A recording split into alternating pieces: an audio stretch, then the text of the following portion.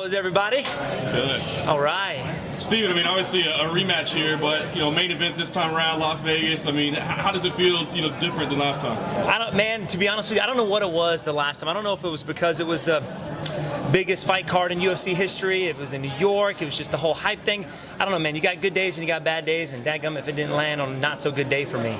And but this go around, man, my mind's right. I'm feeling good. I'm not going to hold anything back this Saturday. So I'm ready to rock and roll. How much did your approach change? I mean, after having 25 minutes with him, I know you said you didn't feel like you were yourself that night, but as far as game planning, did you feel like what you came into the fight is the right way to beat him, or did you make some adjustments? Oh, always making some adjustments. Always going back and make some adjustments. What I did out there, I mean, you guys saw half of the arsenal that I throw. I didn't throw nearly the things that I normally do, which is a good thing going to this next fight because he hasn't seen everything I got.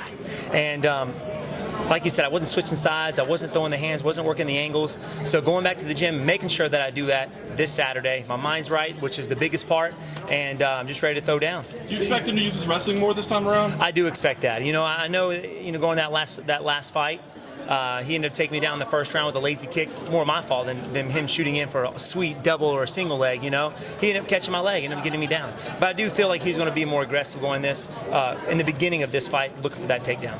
Steve, do you feel like you can win if it goes to decision versus you got to go for that knockout? Oh, definitely. You know what? My goal Saturday is to not leave it in the judge's hands. And, of course, it's a little easier said than done going against the welterweight champion. I mean, he's there for a reason, right?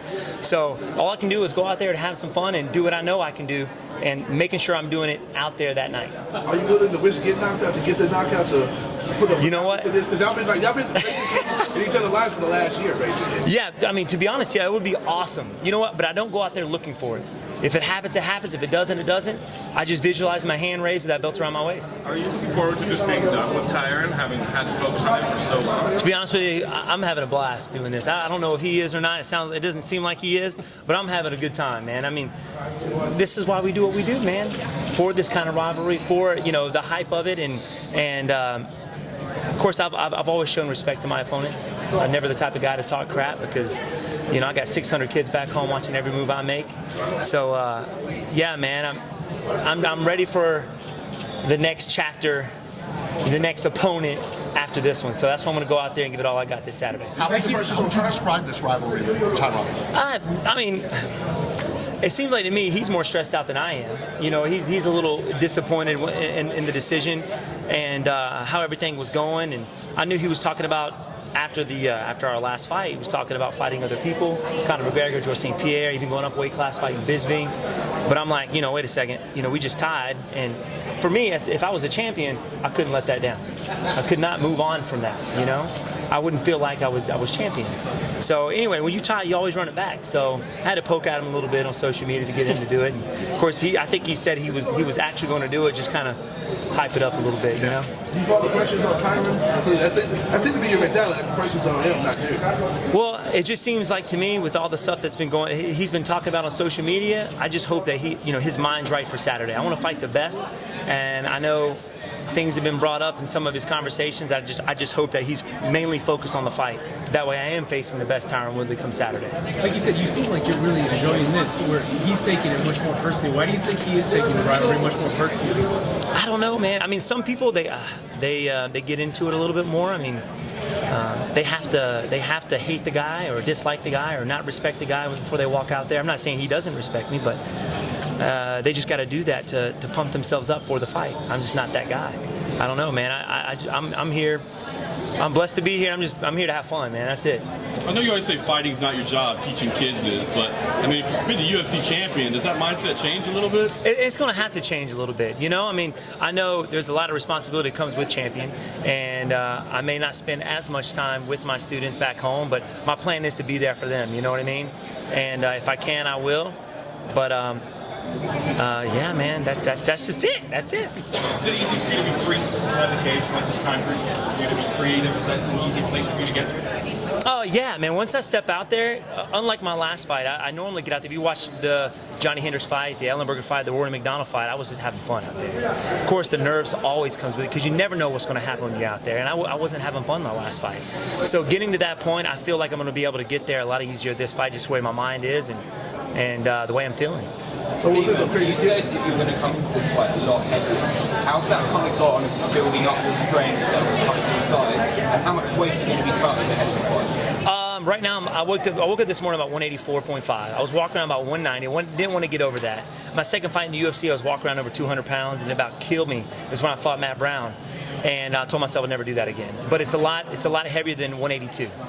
And when I rehydrated, I only got back up to 178. I weighed myself before we left the hotel. Before we even got to the venue, I was 178. So I was very small out there against a big welterweight and a strong, explosive welterweight. So, yeah, man, I'm working with a guy named Josh. He's been working with me, saw the benefits that he's been working with our guys back home, some of our team. And I'm like, they're staying the same weight, but man, they're much more faster and much more explosive. I want to try this guy out, and I've seen a big difference. Steve, I know you said you were kind of not looking forward to the chance of fighting George St. Pierre if he came back. Now he is back. Were you surprised he ended up fighting in middleweight, or are you kind of happy you don't have to fight a friend? Well, yeah, man. I mean, he was my inspiration, actually, switched from kickboxing to mixed martial arts. You know, I spent a lot of time in Montreal training with him, helping him out with a lot of his camps, and we have a good relationship, better relationship than me and Rory had. You know, we're closer than that.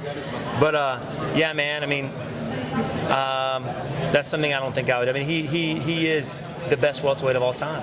And for him to go to 185, I knew he wants to try different things, either 155 or 185. I'm happy for him, man. And I can't wait to see George St. Pierre back out there again. How was the weight cutting process? Pretty bad. I mean, this thing's pretty bad. I mean, nobody likes the weight cut. You know, I try coming in about 185, so about 15 pounds the week of, and slowly work your way down. The goal is, and I know other fighters have problems doing this, but I'll cut about 10 pounds, 12 pounds in about an hour. Easy peasy. What about that pizza you ate? That was a treat. Actually, that was a treat. I've been working really hard. My weight was good. So my dad's like, one slice, man. You can have one slice. And I ate that thing so slow. I ate it so slow, just enjoying every minute of it, every piece of it. It was phenomenal. And that's the one thing I crave is pizza. I crave pizza. After the fight, I'm taking the belt. We're going to get some pizza. You guys come join me if you want to. What's some of the takeaways from the last fight? Sure, should have, would have, could have. Obviously, watch out for his right hand. He's got a mean right hand, and he's fast. I mean, everybody says he's explosive, but you really don't see it until you're out there.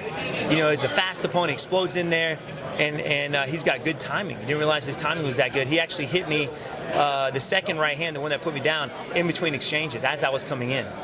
So I learned a lot from that fight, man, and we know what we got to do going into this next fight. Don't want to give too much, but you know what? Angles and counters, baby. Keep it at the end of my feet. Look for that takedown. You never know. You may see a takedown from Stephen Wonderboy Thompson out there. So, yeah, man, I know he's going to try and give me the K, try and tie me up eventually. And just got to go out there and let it all out. You know, this is it. What did you learn about yourself? I mean, I'm assuming that you've never been hit that hard in a professional fight, in kickboxing, anything else prior to. What did you learn about yourself when you got hit by Woodley that first fight? You know, if it is one thing that I learned from that fight, and even though I didn't bring that belt home, I got a lot of inspired people after watching that fight, you know, contact me, let me know, just letting me know how I inspired them after just pushing through that. Knowing that I can go out there and take those kind of shots and keep on going, that tells a lot about yourself, you know what I mean? It tells you that, you know, when you're put in that grind and that mindset where most people would give up, that you'll keep on going. So that tells me, and everybody else out there, whoever steps in the octagon with me is in for a rough night. Had you ever been hit that hard in that first? You know what? Jake Ellenberger smoked me in the head. I don't know if y'all remember that one. That one was probably up there too. That one was up there. I mean, when Tyron hit me, I felt it, and I kind of went numb, like, I'm going down, but I was still coherent. When Jake Ellenberger hit me, it was like black. I couldn't see anything. I was like scrambling for the air, you know? And yeah, so it was right up there, one of the top, you know, skull punches of all time, I think, of mine anyway. Good. Anybody else? All right. Appreciate it, Steve. Yes, sir. Thanks, guys. I appreciate it.